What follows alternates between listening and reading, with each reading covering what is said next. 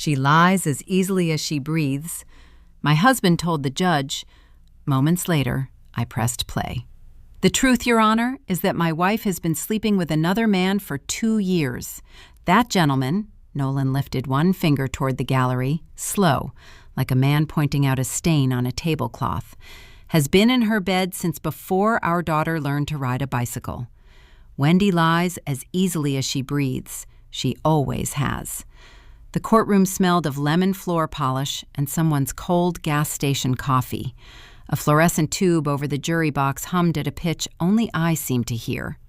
I watched a stranger named Grant Whitfield sit up straighter in the third row of pews, in a borrowed navy blazer with the price tag still creased into the collar, and I understood that my husband of 14 years had just paid a man to say he had loved me. I did not move.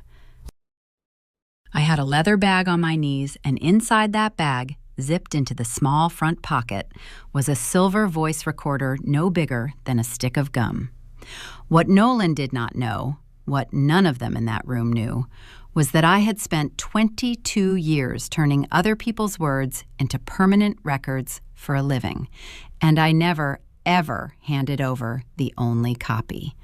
But I'm getting ahead of myself. Let me take you back, because a moment like that isn't built in a day. It's built in 1,000 small ones. My name is Wendy Brennan. I was 51 years old the morning I sat in courtroom 4B of the Mecklenburg County Courthouse in Charlotte, North Carolina, and listened to my husband invent a lover for me. I grew up 90 miles east of that room in a mill town called Rockingham, in a rented house with a furnace that only worked if you kicked the side panel twice. My father repaired air conditioners for a company that went under in 1989. My mother took dictation for an insurance office and typed 110 words a minute on a machine older than she was. I used to sit under her desk as a girl and listen to the clatter, and I thought it sounded like rain on a tin roof. I was not a brilliant student. I was a patient one. When I graduated from Richmond Senior High in 1993, there was no money for a 4-year college. There was money for a court reporting certificate at a technical school in Fayetteville, and I took it. I learned the stenotype machine, the little keyboard with 22 keys where you press whole syllables at once. It took me 19 months to hit 225 words a minute, which is the speed you need to be certified. I passed my state exam on the second try in March of 1997. I was 22. For the next 2 decades, I sat in the corner of rooms where people's lives came apart and got put back together. Custody hearings, depositions, malpractice trials that ran 3 weeks. I recorded every word that every angry, frightened, lying, grieving person ever said in front of me, and I made it official. By the time I was 40, I'd built a small firm of my own, Brennan Reporting, 4 contractors, and me. And in a good year, it earned enough to be entirely, unmistakably mine. It was not a fortune. It was mine. I had bought my first house outright by the time I was 38, and I want you to remember that because it matters later. Here is the thing nobody tells you about the job. You learn how the truth actually behaves. You learn that liars repeat themselves and honest people contradict themselves, and that the difference between a real memory and a rehearsed one is a rhythm you can hear. You learn chain of custody, how a recording has to be logged, time-stamped, and stored so that no lawyer on earth can claim it was tampered with. You learn that in North Carolina, the law lets a person record any conversation they are part of, no matter who else is in the room. One-party consent. I could have recited that statute in my sleep. I had transcribed it into other people's cases 40 times. I met Nolan Reyes in the autumn of 2009 at a bank fraud deposition where he was the expert witness. He worked for Meridian Capital, a wealth management firm with an office on the 11th floor of a glass tower on Tryon Street. He had good shoulders and a way of explaining compound interest that made a room lean toward him. During the lunch recess, he brought me a cup of coffee, 2 sugars, exactly how I take it, and said he'd noticed because he pays attention to detail. I believed him. That was the whole trouble later. He did pay attention to detail. He just used it differently than I thought. We married in June of 2011 in the garden of a rented farmhouse in Waxhaw. 40 guests, a 3-tier lemon cake. Our daughter Emma was born 14 months later, in August of 2012. For a while it was good, and I won't pretend it wasn't, because a woman who tells you the whole thing was rotten from the start is either lying or protecting herself. Nolan learned to make Emma's bottle at 3 in the morning. He kept a jar of Vicks on his nightstand every winter and rubbed it on her chest when she got the croup. On Sundays, he made pancakes shaped like the letter E. Those years were real. I have to say that so you understand what he was willing to burn. The first wrong note came in the spring of 2021. It was a small thing. It always is. Nolan started carrying his phone face down. Not sometimes, always. On the counter, in the car, at the dinner table, screened to the wood like it was a card he didn't want me to see. A man doesn't decide overnight to hide a screen. It's a habit that grows one flinch at a time, and I had spent my whole life watching people flinch. I didn't say anything. I filed it away in the quiet room inside me where I keep things I'm not ready to look at. Then came the calendar. Nolan had always been a creature of routine, home by 6:15, gym on Tuesdays and Thursdays. Starting that summer, a new client account, in the Triad, required him to drive to Greensboro 2 evenings a week. He'd come home at 9:40, 10:15, smelling of a perfume that was not the one I wore. When I mentioned it, once, lightly, over reheated lasagna, he laughed and said the office had a new hand soap, grapefruit and vetiver. That was the exact phrase he used, and I remember it because no man I have ever met knew the word vetiver. I want to be precise about what I felt, because the movies get this part wrong. I did not rage. I did not cry into a wine glass. I felt something colder and clearer than that, a kind of professional attention switching on. The same thing that happened in my body when a witness on the stand said one word that didn't fit. I began, very quietly, to listen. There were 3 scenes that autumn I can still see with my eyes closed. The first was in October of 2021. Nolan was in the garage on a call he thought was private, and I came out to bring him the phone charger he'd forgotten, in socks, on concrete. I heard him say, "I know, Ash, I know, just be patient. These things have to be built carefully or they fall apart." He turned and saw me and said into the phone, "Right, so submit the Ashford file by Thursday," and hung up. There was no Ashford file. I checked. I had access to the shared drive because I'd set it up for him in 2018. There was no client named Ashford, and there never had been. The second was in December. Emma, who was 9, came into the kitchen holding Nolan's tablet, the way kids do, and asked me what irreconcilable meant. It was on the screen, a browser tab, a legal template site, a search for how long you have to be separated in North Carolina before you can file. 1 year. It's 1 year and 1 day of living apart. I told Emma it was a grown-up word for a puzzle that didn't fit together, and I poured her a bowl of cereal, and my hands did not shake. And inside the quiet room, a light came on and did not go off again. The third scene was in February of 2022. We were at a Meridian Capital dinner at a steakhouse on Providence Road. 40 people, white tablecloths. A young analyst named Ashley Pruitt, 29, a red dress, a laugh she aimed like a flashlight, reached across Nolan to take the salt, and her hand rested on his forearm for exactly 2 seconds too long, and neither of them looked at the other, which is how I knew. People who are strangers glance. People who share a bed have learned not to. I drove us home. He fell asleep in the passenger seat. I watched the exit signs on I-485 tick by, and I made a decision that I would not undo. That was the night I bought the recorder. I didn't do it in a fury. I did it the way I'd bought 100 pieces of equipment before.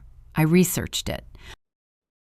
I drove to the Best Buy on South Boulevard on a Saturday morning, the 26th of February, and I bought an Olympus WS-853 digital voice recorder for $79.99, plus a 2-pack of AAA batteries. It was silver, 4 inches long, with a small green light that came on when it was listening, and a little felt sleeve I sewed myself out of an old glasses case so it wouldn't rattle in my bag. I want you to remember that recorder because it is the most honest thing in this whole story. Understand what I was and was not doing. I was not building a divorce. Not yet. I was doing what I had been trained to do for 22 years. I was making a record. If my marriage was ending, I intended to know the truth of how, in my own hands, time-stamped and clean, before anyone could rewrite it for me. Because I already knew, the way you know weather coming, that Nolan would try to rewrite it. I underestimated only one thing. I thought he'd try to make himself look better. I never dreamed he'd try to make me look like a criminal. For 7 months I recorded. Not everything. I'm not a fool, and I wasn't going to fill a hard drive with grocery lists. I recorded the conversations I was a lawful party to. Nolan on speakerphone in our kitchen, thinking I was upstairs. Nolan and me arguing, so his own words about our marriage existed somewhere he couldn't take them back. I logged each file the way I logged a deposition. Date, time, location. A one-line note in a spiral notebook I kept in the lining of my winter coat.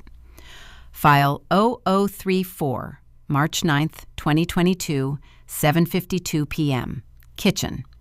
N tells me the Greensboro account is the biggest thing he's ever worked on.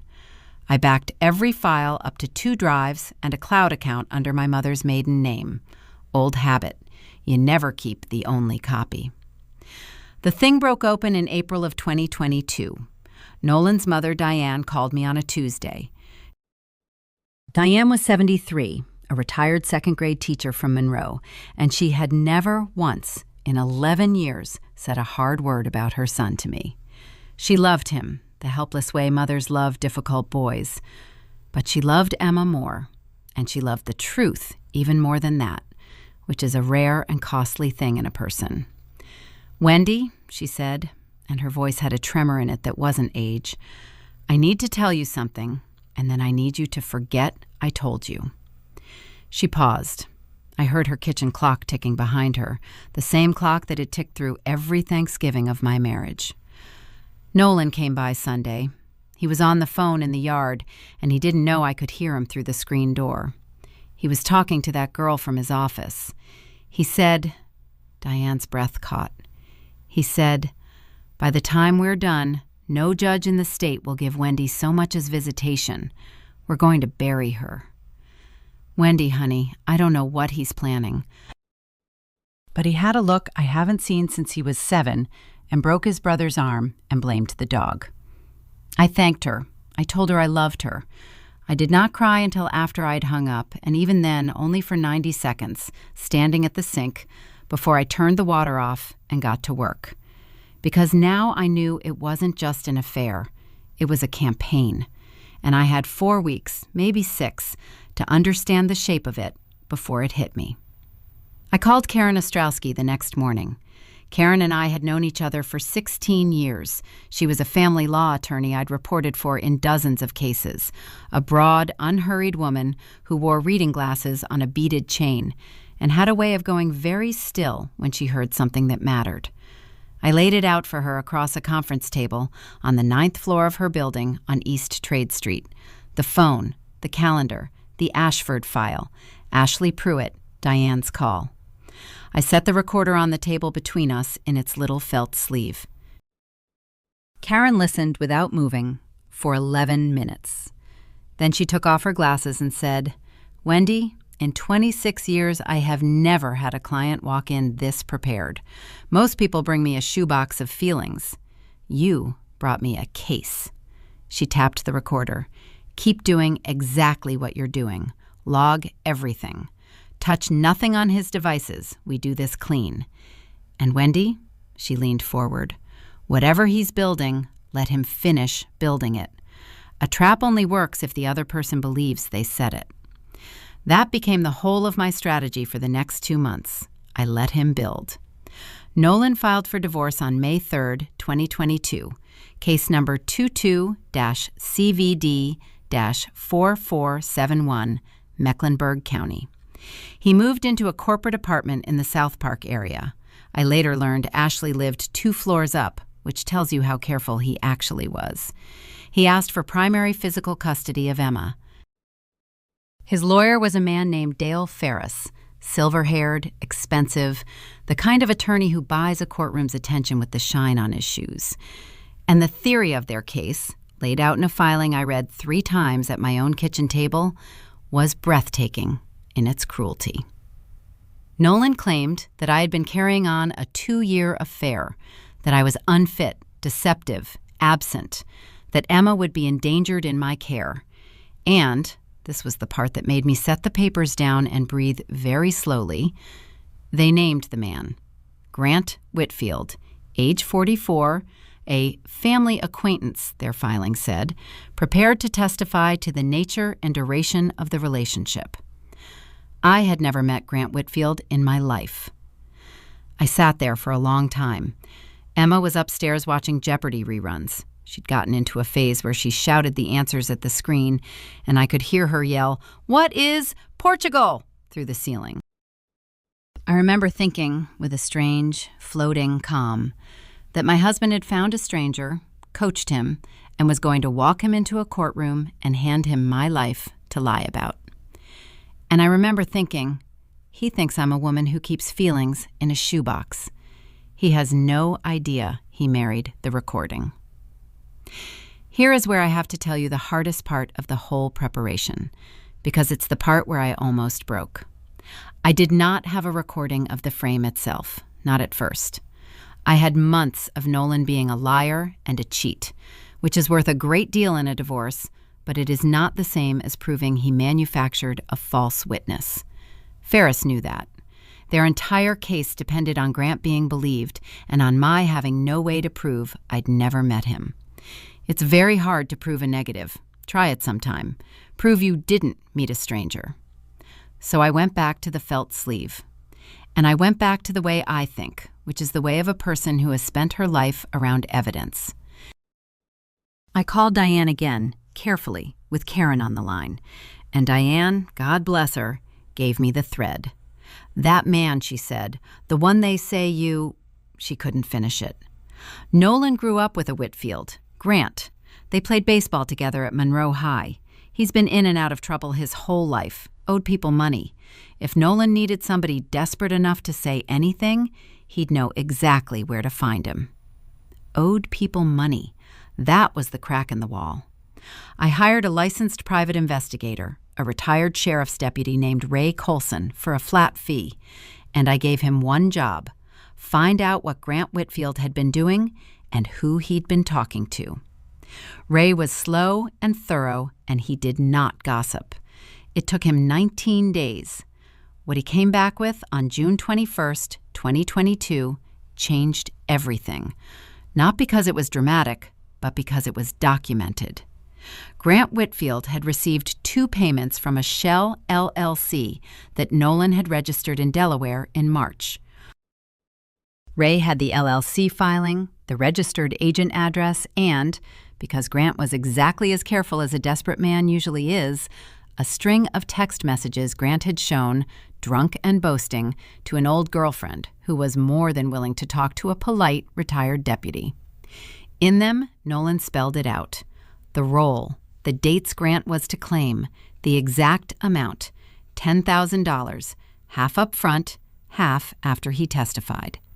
But even that, Karen warned me, could be fought. Texts can be denied. A shell company can be explained away by a slick enough lawyer as a business account. Ferris would put Grant on the stand, coached and rehearsed, and it would come down to whether a jury, or in this case a judge, the Honorable Marguerite Vance, sitting without a jury, believed a stranger over me. And the system, Karen said quietly, does not start out on the side of the wife accused of adultery. It starts out curious about her. We would have to change the temperature of the whole room in a single afternoon. I asked her how. We let them commit, Karen said, fully, on the record, and then we play them their own voice. Because I had one more file, the oldest habit I have. 3 weeks before trial, at a mandatory settlement conference on July 1st, in a conference room at the courthouse, a conference I was lawfully a party to in the one consent state of North Carolina, with the recorder in the felt sleeve in my open bag on the table where anyone could have seen it if they'd bothered to look, Nolan had gotten arrogant. He always did when he thought he was winning. Ferris had stepped out to take a call. Nolan had leaned across the table, close enough that I could smell the grapefruit and vetiver, and he'd said the quiet part out loud. "You should take the deal, Wendy," he'd said, smiling, "because Grant is very convincing, and by the time he's finished, you'll be lucky to see Emma on holidays." I built this to hold. $10,000 is cheap for a woman's whole reputation. You always thought you were the smartest one in every room.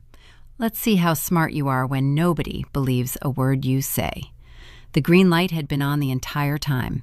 I didn't tell Karen about that file until the night before trial. I wanted to be sure it was clean, that the chain of custody was perfect, that the timestamp matched the courthouse sign-in log, that a forensic audio examiner I'd worked with for years, a man named Hollis Pate, would swear the file was unaltered original metadata. It all checked. Hollis signed his affidavit on July 17th. Karen read the transcript I'd prepared. Yes, I transcribed my own husband, 225 words a minute, the last deposition of my marriage. And she took off her glasses and put her hand flat on the table and did not say anything for almost a full minute. Then she said, "Wendy, they're going to put Grant up first. They're going to let him tell the whole story. Ferris is going to swagger. Nolan is going to sit there and enjoy it. And you are going to have to sit through every second of it and let them dig the hole all the way to the bottom. Can you do that?" I said, "I've been sitting quietly in courtrooms while men lied for 22 years. This is just the first one that's about me." The trial was set for July 19th, 2022, Courtroom 4B, Judge Vance. Which brings us back to where we started, the lemon polish, the humming light, Grant Whitfield in his borrowed blazer with the tag still in the collar, and Nolan on his feet through his lawyer, pointing one finger at a stranger, telling the Honorable Marguerite Vance that I had been in that man's bed since before our daughter learned to ride a bicycle, that I lied as easily as I breathed, that I always had. I want to tell you exactly how the morning went because the shape of it is the whole point. They let Grant talk for 40 minutes. Ferris walked him through it like a man showing off a car. The affair had begun in the spring of 2020, Grant said. They'd met at a coffee shop on Elizabeth Avenue. We'd used a hotel off Independence Boulevard. He even named it, the kind of specific detail a coached witness clings to. He described a mole on my shoulder that I do not have. He said I'd told him I never loved Nolan. He was, I'll admit, convincing. I watched Judge Vance's face and I saw exactly what Karen had promised I'd see. I saw the temperature of the room settle against me. A muscle moved in the judge's jaw. She looked at me the way you look at a person you've decided about. Nolan saw it too. I watched him allow himself a small, private smile, the same smile from the conference room, and I understood that in his mind he had already won and that he was savoring it. I sat with my hands folded on my leather bag and I let them finish, every word, all the way to the bottom. When Ferris said no further questions and sat down with a little flourish of his silk tie, Karen rose. She did not swagger. Karen never swaggered. She walked to the clerk with a single sealed evidence envelope and a stack of stapled affidavits, and she asked the court's permission to introduce Defendant's Exhibit 14, a certified original audio recording lawfully made under North Carolina General Statute 15A-287, authenticated by a forensic examiner whose affidavit was already before the court, together with a certified transcript prepared by a licensed court reporter. Ferris objected. Of course he did. He objected for 6 minutes, and Judge Vance, who had spent her whole career being lied to and had a very fine ear for the sound of a lawyer trying to keep something out, looked at the affidavits, looked at the metadata report, and said the words I will remember on my deathbed. "I'll allow it. Play the recording, counsel." Moments later, the courtroom speakers crackled, and my husband's voice filled the room. "You should take the deal, Wendy, because Grant is very convincing, and by the time he's finished, you'll be lucky to see Emma on holidays. I built this to hold. $10,000 is cheap for a woman's whole reputation." I did not look at Nolan when it played. I looked at Grant Whitfield. I watched the color leave his face the way water leaves a bathtub, from the top down, a draining, until he was the gray of the courtroom walls. He looked at Nolan. Nolan was not looking at anyone. Nolan was looking at the small silver speaker mounted in the ceiling, as if it were a thing that had personally betrayed him, and his mouth had come slightly open, and his hand, the same manicured hand that had pointed at a stranger and called him my lover, had gone flat and white-knuckled on the defense table. The recording kept going, my voice calm on the file. $10,000 for Grant to lie about a 2-year affair. And Nolan's voice, arrogant, certain, sealing his own coffin. "He's a professional, Wendy. He's done this before. Nobody is going to believe a court reporter over a heartbroken husband. You always thought you were the smartest one in the room. Let's see how smart you are when nobody believes a word you say." Then it stopped. The silence afterward was the loudest thing I have ever heard, and I have sat in rooms where verdicts came down on murders. Karen let the silence sit for a 5 count. Then she said mildly, "Your Honor, the state's real coffee shop on Elizabeth Avenue that Mr. Whitfield described so vividly closed in 2019. My client has never had a mole on her shoulder. The court is welcome to consider that a medical fact is not a matter of memory. And we have here," she laid it on the clerk's desk, "the Delaware filing for Cardinal Ridge LLC, registered by Nolan Reyes on March 14, 2022, and bank records showing 2 transfers to Grant Whitfield totaling $10,000, the second dated 3 days ago." She turned. The defense would ask the court to consider who, exactly, in this room, lies as easily as she breathes. Grant Whitfield asked for a lawyer before he ever left the stand. I won't pretend the rest was fireworks, because that's not how these things end. They end in paperwork, which is the language I speak best of all. Judge Vance called a recess. When we came back, Ferris asked to approach, and there was a long, low conversation at the bench that I couldn't hear, but didn't need to. The affair claim was withdrawn. Grant Whitfield was later charged with obstruction of justice and perjury. He pleaded to a lesser count in November and testified, this time truthfully, about who had hired him. Nolan's own attorney, Dale Ferris, withdrew from the case 11 days later. There are things even a seasoned, expensive lawyer won't put his name to once he's heard them out loud. Nolan did not go pale and beg in a single dramatic instant. It was slower and, I think, worse for him than that. I watched the belief drain out of him over the course of an afternoon. The belief that he was the smartest man in every room. The belief that the world was a thing you could talk your way through. The belief that a woman who keeps quiet is a woman who isn't keeping records. He kept glancing at me all afternoon, with an expression I'd never seen on his face in 14 years. It took me until that evening to place it. It was the look of a man who has just realized he never once knew who he was married to. The divorce was granted on my terms on September 8, 2022. I kept the house on Sedgefield Road, the one I'd bought outright at 38, years before he ever brought me a coffee with 2 sugars, worth about $610,000 by then, and paid off to the last penny, which meant it was never on the table and never his. I kept my business. I was awarded primary physical custody of Emma. Nolan got supervised visitation, which is what the court gives a father who tries to weaponize his own child. His conduct became part of the record, and records, as I have spent my life learning, are forever. Diane called me the night the decree came through. She cried. I told her she had nothing to be sorry for, that she was the bravest person in the whole affair, a 73-year-old woman who chose the truth over her own son when it cost her everything. She still comes to Emma's birthday every August. She sits on my porch on Sedgefield Road, and we drink sweet tea, and we do not talk about him. And that is its own kind of peace.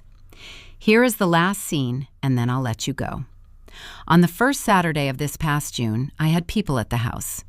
Karen, who has become the friend I call when there's nothing legal to discuss at all, Diane, in the good chair, my 2 remaining contractors from Brennan reporting, Emma, 13 now, tall, mortified by all of us in the specific way only a teenager can be, cracking a small smile despite herself. There was a chipped mug on the counter that says, "World's Okayest Mom," that Emma bought me as a joke, and that I will use until it falls apart. There was a warm, forgotten beer sweating on the porch rail. Somebody had left the television on to Jeopardy, and Emma was shouting answers at it through the screen door. I'd done one thing that week that I want to tell you about, because it's the only kind of revenge I've ever actually believed in. I set up a small fund at the technical college in Fayetteville where I earned my certificate at 22. The Brennan Fund, 1 full scholarship a year for a woman starting over, someone with more patience than money, who wants to learn the strange and stubborn craft of writing down exactly what happened so that no one can ever change it later. The first recipient started her course last month. Her name is Renata. She's 44, and she left a marriage she doesn't talk about. I think she's going to be very good. At some point that evening, I went to get something from my bag, and my hand found it before my eyes did, the little felt sleeve, and inside it, the silver Olympus recorder, $79.99, 4 inches long, with a small green light and a scratch on the corner from 4 years of living in the bottom of my life. I hadn't turned it on in months. I didn't need to anymore. But I keep it, the way some people keep a medal, because it is the most honest thing I own, and it told the truth when no one in a room full of lawyers would. Karen saw me holding it and raised her glass, and Diane raised hers, and even Emma, God help me, raised her lemonade. And Karen said, "To Wendy, who never once had to raise her voice." And I thought about a man pointing a manicured finger across a courtroom, telling a judge I lied as easily as I breathed. He was wrong about that, the way he was wrong about everything that mattered. I never learned to lie easily. What I learned in 22 years of sitting quietly in the corners of rooms while other people burned their lives down with their own mouths was something he never once suspected a quiet woman could do. I learned to breathe easily while other people lied, and to keep the record running the whole time. I lifted the little recorder, and then I set it back in its sleeve, and I picked up my glass instead. "To the record," I said, "it always keeps."